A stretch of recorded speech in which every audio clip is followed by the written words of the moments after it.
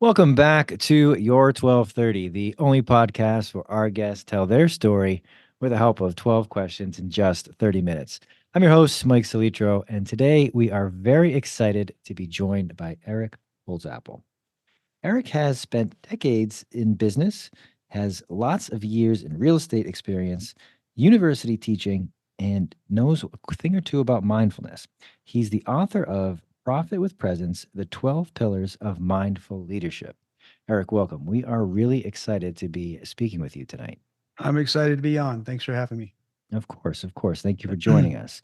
Um, as we talked a little bit up front before we hit record, 12 pillars can be a lot, can be intimidating to some. If I only have time for two pillars, or I want to know what are the big ones, where should I start with the pillars of mindful leadership? The first three pillars are the foundational pillars, and the other nine have to do with mindset within that foundation. Different mindsets you can bring to it. So the first foundation is to be present and practice mindfulness.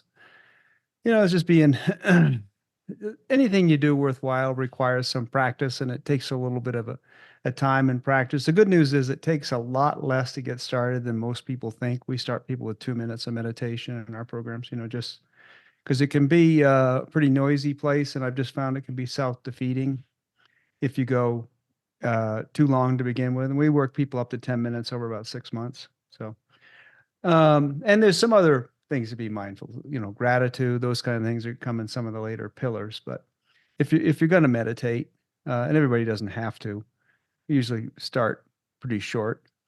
The second one is find your purpose in life. I just find so many people, I can't get motivated, or I can't get my team motivated. And I just find when someone really knows what they're about, what they're here to do on the earth, for this time, motivation, I mean, as long as you're doing that, you find a way to do it. Motivation ceases to be such a big issue. So, but it takes a little bit of a dive. You mentioned university teaching. I was 20 years teaching mostly seniors in real estate at Colorado State University. And all the time they'd come in the last semester or two, starting to think about, oh, well, I'm going to get out of here. What am I going to do? And I say, well, you know, why are you here? And it would say, Mom, most always it was something like mom and dad said they'd pay if it was engineering or business, and I'd say, well, the next step, is a job and a marriage and a house and kids. And I say, you wake up in your 50s. So you might want to spend a little bit of time figuring out what you want to be doing, because it's quite a treadmill once you get on it if you're not in something that you enjoy. And purpose and passion go together. It's just finding those things that really make you tick. So there's quite a bit in the book about that. The third pillar is quite a mouthful, excuse me. Find your create clarity, vision, intention, commitment, and habits. Really just setting your plan for your life. And intention is so important about what you intend. Don't live a life on accident, live a life of intention. And then commitment and habits go hand in hand. If I make commitments one place, but my habits are drastically different from that, I find that I break my commitments. And I find we are our habits. That's what the things that we do each day are really who we are. So spend a lot of time through awareness and through mindfulness, figuring out exactly what our habits are, because a lot of them are more or less unconscious. We don't really pay attention to them. It's just doing the next thing. And then over time, and it does take some time, culling out some bad habits and creating habits that support what we commit. Because then when I fall off my commitment a little bit, my habits hold up for a while.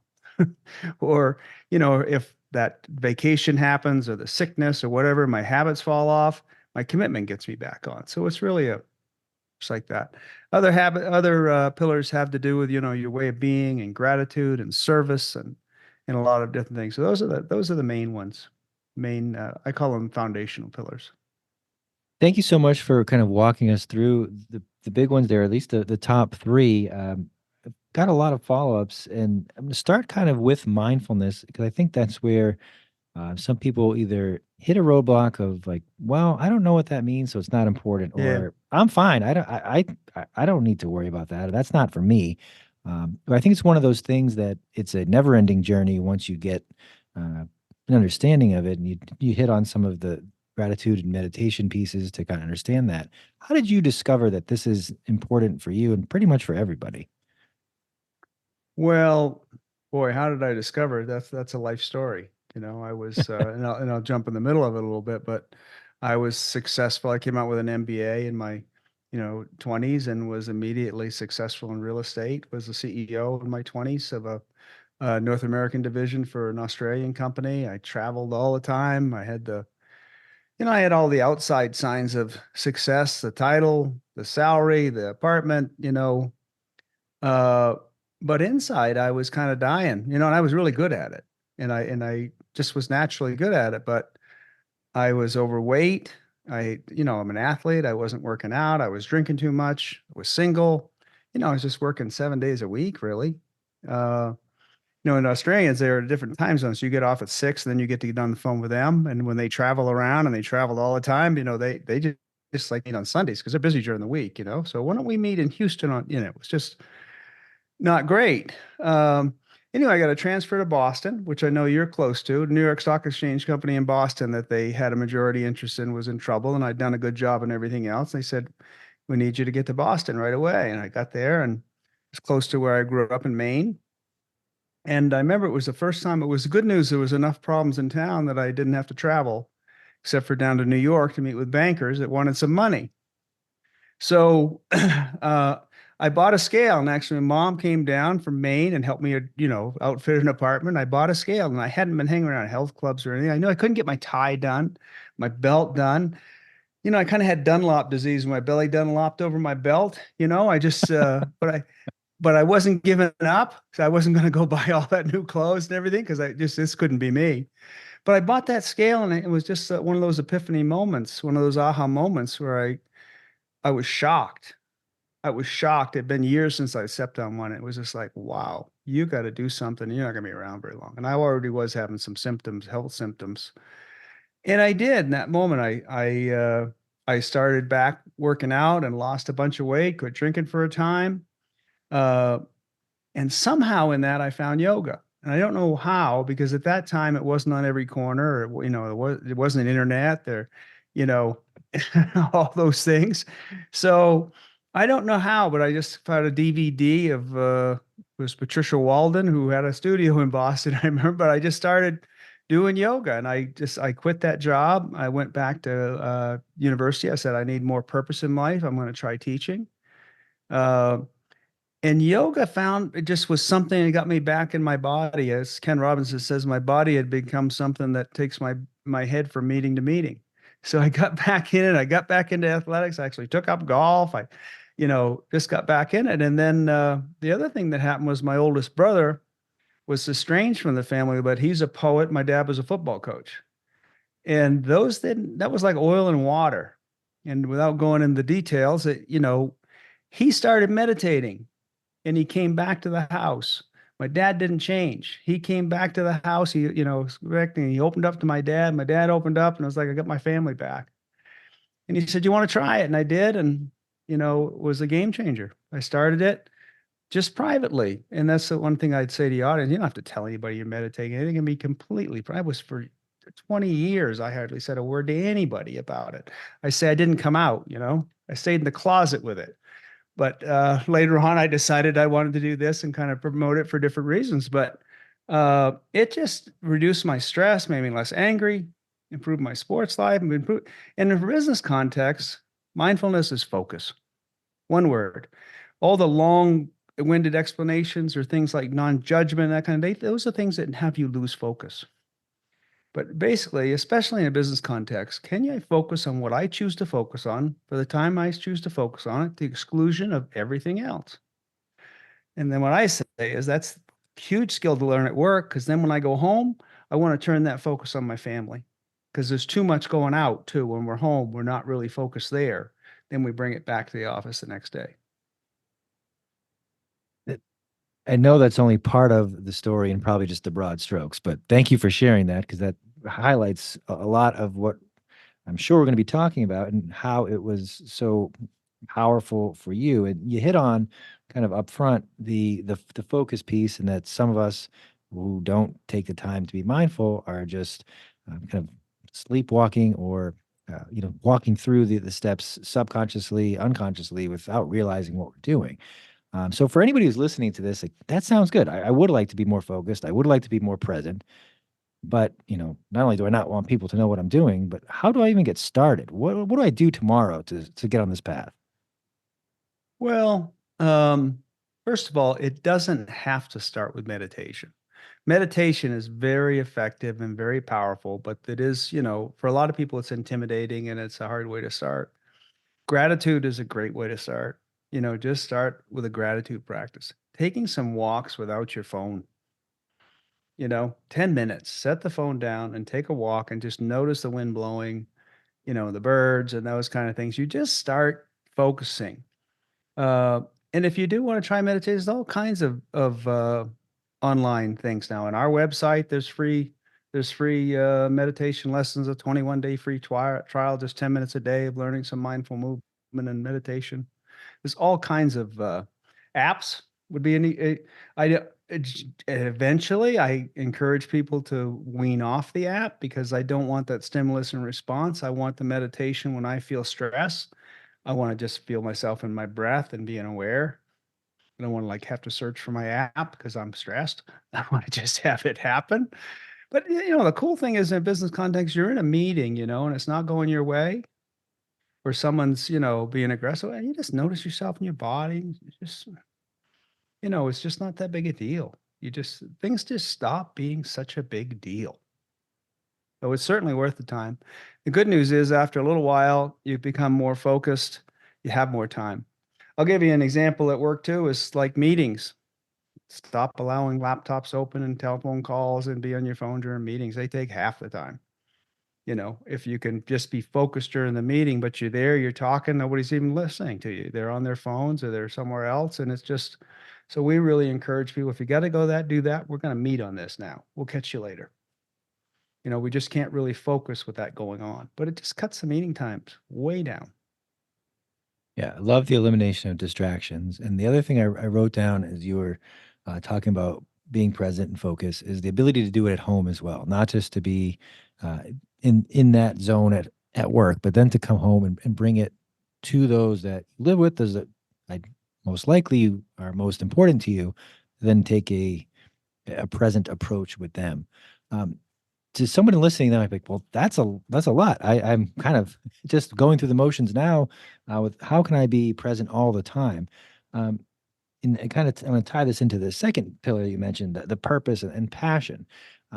If someone knows what their purpose is or what they're passionate about and are trying to get there, how can they take those steps to either, as you did, walk away from a job that was not serving them, or to spend more time with the family? What are some basic things people can do to kind of take that step forward?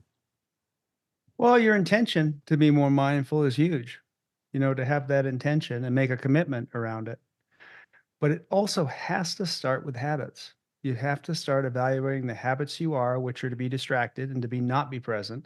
Most of us, even at home, just I don't like to admit it, but the distraction of the phone and things pulling me back makes it so I don't have to deal with people, don't have to deal with things going on. It's an escape.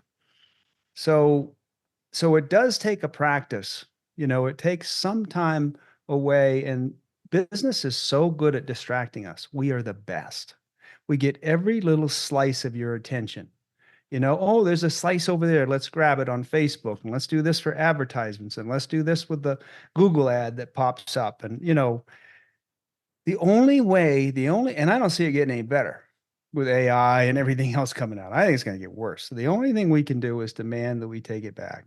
Take some things off our phone, take your social media, newspaper, whatever, some stuff off your phone, and give yourself some guidelines and just say no during this time, or take a walk. People don't think they can be without their phone, for 10 minutes. We've just gotten to this place in our society where it's almost insecurity with Mm. it. So you have to spend some time without your phone and just say, I'm going to pay attention. And that's one of the beauties of a practice is during that time, focus in and say, no, I'm just going to work on focus right now. If it's meditation, I'm just going to work on that for a little bit. Or some people like yoga, some people don't. How can I just work in my body? That's mindfulness. Can I pay attention to my body? So it is going to take habits, because habits are who you are. And if you don't like your habits, change them. You can change them, but that does take some time. And I'd say be patient with yourself and do it over a long period of time.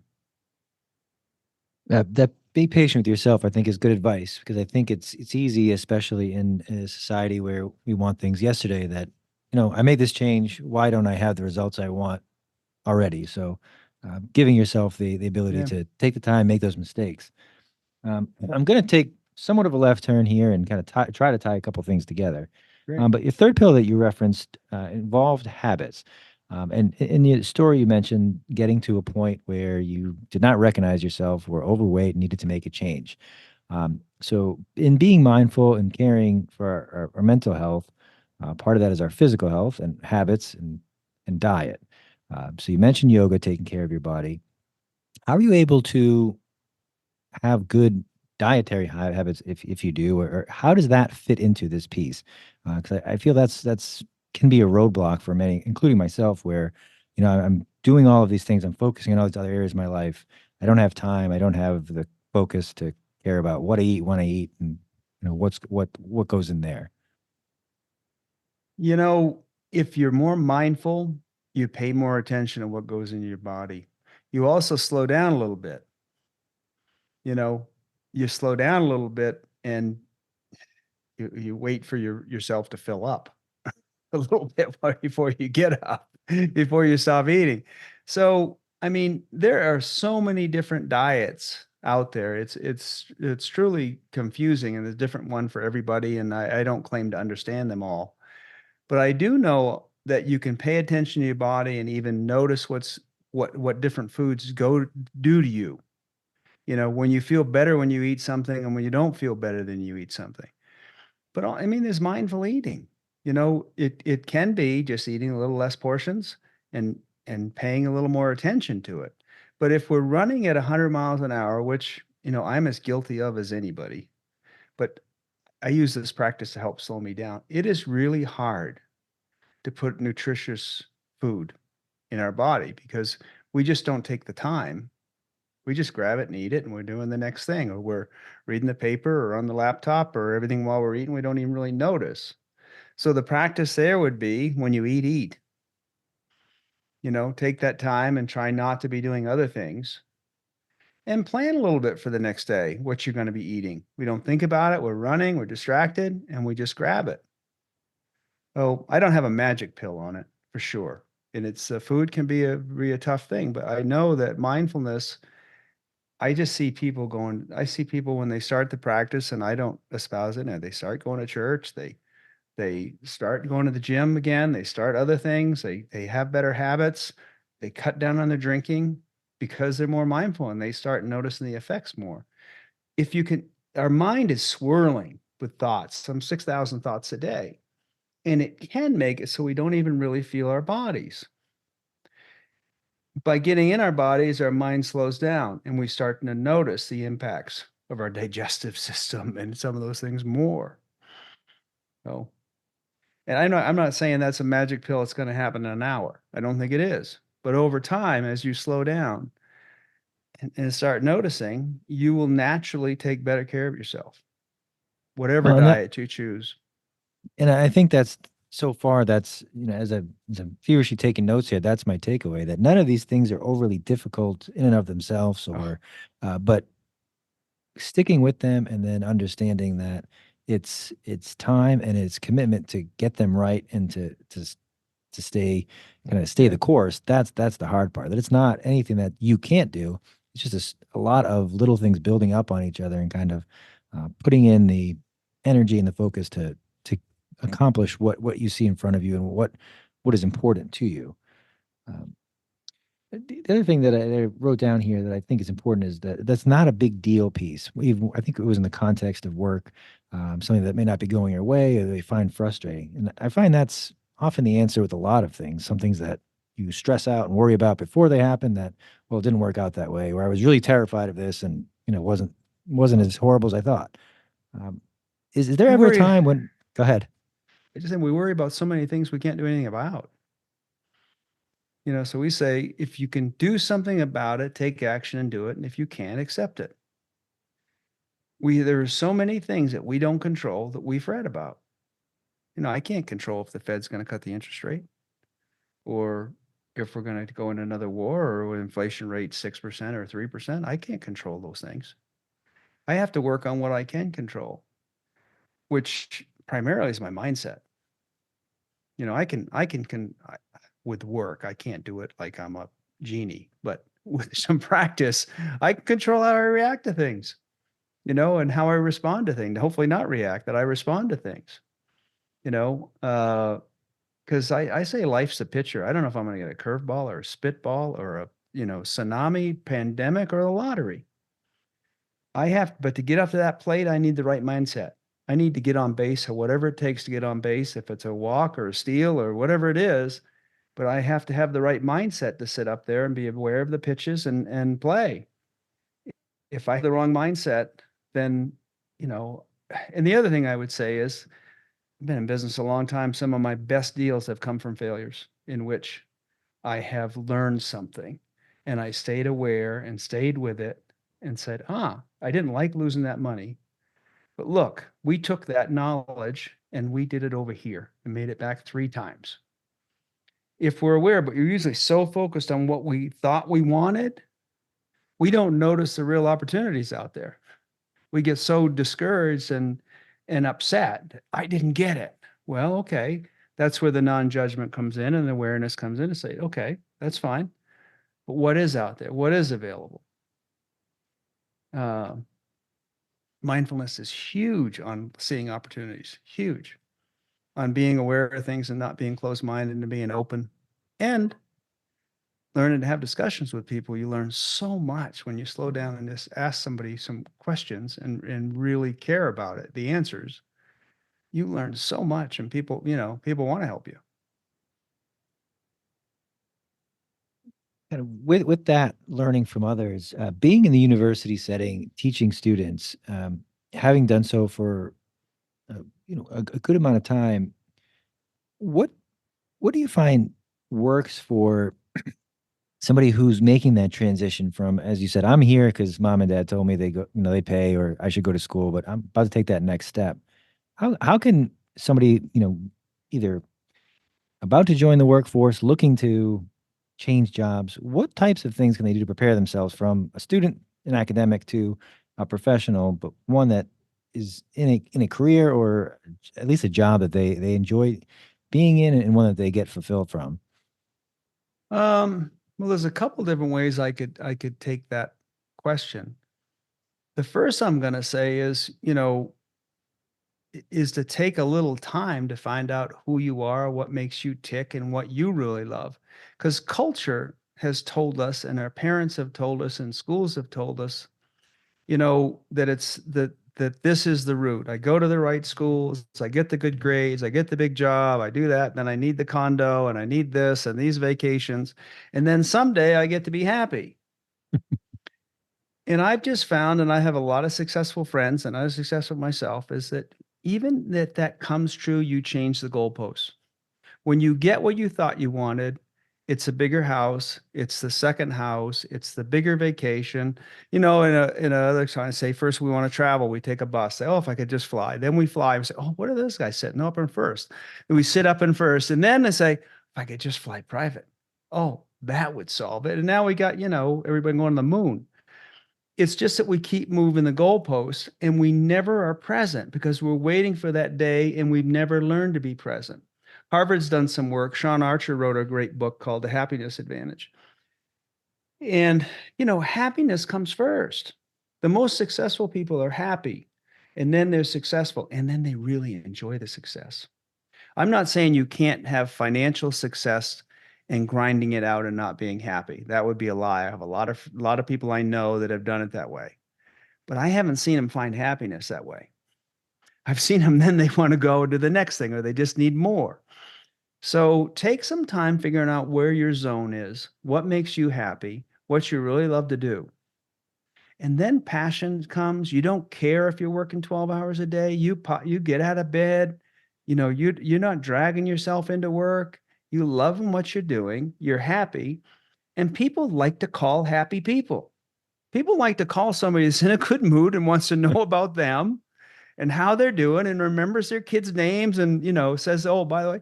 And the other thing I'd say is those relationships are so important because people don't call you back in a downturn. Transactional people don't call you back in a downturn. Relationships call you back. And, I've been through about 5 major downturns in my career. And I can tell you, relationships have gotten me through every single one of them. It's been, not that they call and they say, I'll buy that from you, but they're going to at least talk to you and say, have you talked to Bob? Or, they talk to you and give you some advice or something happens. But transactional people, you can have a list. We had a list during 08 with the housing crisis, 250 names. No one called us back, gone. So it's really, really important. And mindfulness is about relationships. It's about fostering relationships. So I don't, so that's another thing I would tell a young kid, watch your relationships. They're huge. That's great advice. And as I look up here, we're almost nearing time somehow. So, um, Eric, where can our listeners find you? Where can they connect? Where can they pick up the book if they'd like to do that? Yeah. Well, our website is livinginthegap spelled out.org. It's a 501(c)(3). You can buy the book there, and there's also all kinds of free resources. There's a newsletter there. There's 21 day. There's learn to meditate. There's a number of free resources on that and blogs and Amazon. It's a Wall Street bestseller. It's available for sale on Amazon, and it's also an Audible if that's how you prefer to listen. So but whatever to get started small and be consistent. So we will post all that, and I think that's one of the things that certainly comes across from our talk. From as I look through my scribble here, the taking action, the getting started, the acknowledgement of here's where I am, being present, and then being tied to something that you're either passionate about or you realize that this is why I do what I do. This is my, this is the, this has a meaning to me. And as you reference, working 12 hours no longer seems like this is never going to end. I'm happy to do this. It's Saturday morning. It's late Thursday night. I don't mind doing this. Um, so your story that you share with us is a powerful one because I think, you talk to a lot of those 20-year-old students. That's what they want. I want an MBA. I want a job that takes me around the globe. Or I'm making these big decisions. But and you reference plenty of people who have unfulfilled or unhappy professional careers. So I'd like to kind of end where we started. Um, I you know, didn't my change. I didn't change careers. I didn't change industries. I just changed the way I did business. and Yeah. that's it. That the Yeah. mindset where you are kind of Yeah. can trump all of those things. Um, it, is there ever a time where, um, you know, it's too hard. I can do this later. Is there ever a good answer to kind of put off on having a positive mindset or being more present, or is it always something that we can kind of get started on now positively? It's only now. People that put it off don't do it. And you just find you become so much more efficient. You just can't, after a while, I've been doing this 30 some years, I can't stand not having something done. I don't labor about it and procrastinate. I just do it. I'm really careful what I say I'll do because I know myself. And this is power for anybody that wants power, is knowing that when you say something, you'll do it. Then people start depending on you and want to ask you to do things. So no, there isn't a time. I mean, if you miss a day, just don't miss two. Just get back on it and do it.